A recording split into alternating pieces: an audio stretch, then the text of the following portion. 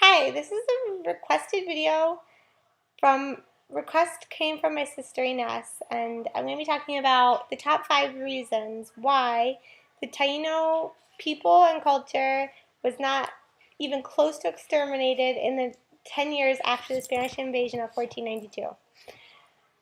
Number 1, have you ever talked to a Dominican, Puerto Rican, whatever person? I'll just use Dominican because we're talking to Mario.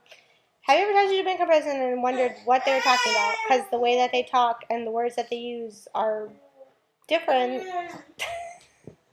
Like, un chin de agua, mame, a million words, honestly. A million words that are Taino words. Actually, even the English words, barbecue, Monty, barbecue, canoe.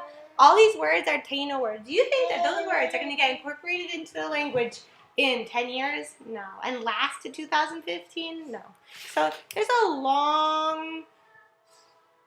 Language is a really good way of tracking things. And, okay.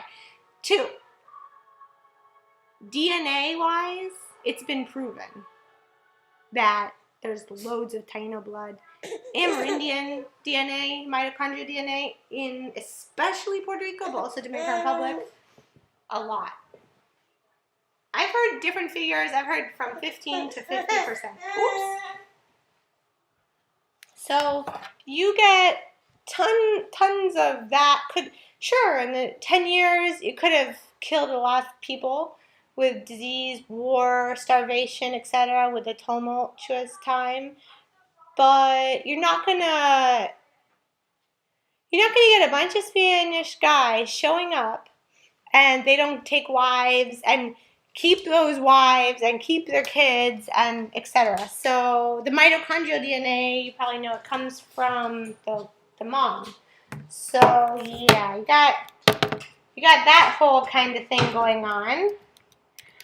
So you might not have but there's no such thing as like a pure Taino anyway. Like Taino were a immigrant group that came from many different places. Like they came from Yucatan Peninsula, they came from Orinoco River Valley, they came from northern Colombia, they came maybe from Florida. So the Taino were also like a multicultural group, just like the Spanish. There's no such thing as being Spanish, especially not at that time. And they had no like concrete like thing like I'm Spanish, like they not even close. So these are all very diverse communities coming together, and it's not like just because the people who survived were only half Taino that really made a big difference. I mean, I'm sure that it wasn't like the same anymore, but it's not like the culture was going to be completely extinguished. Anyway, so 3.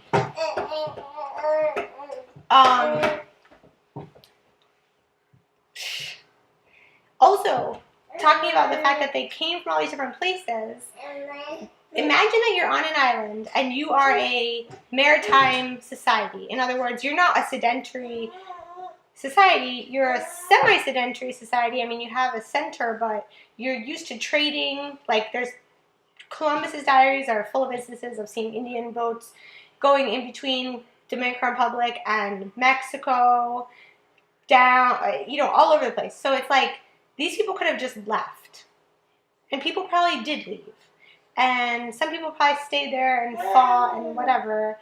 But a lot of people probably just left. And then you still have these like remnants of that type of society around on different islands, like smaller islands. So even though maybe on DR things definitely changed and it was crazy and catastrophic, but to think that it was just like this break is not the case.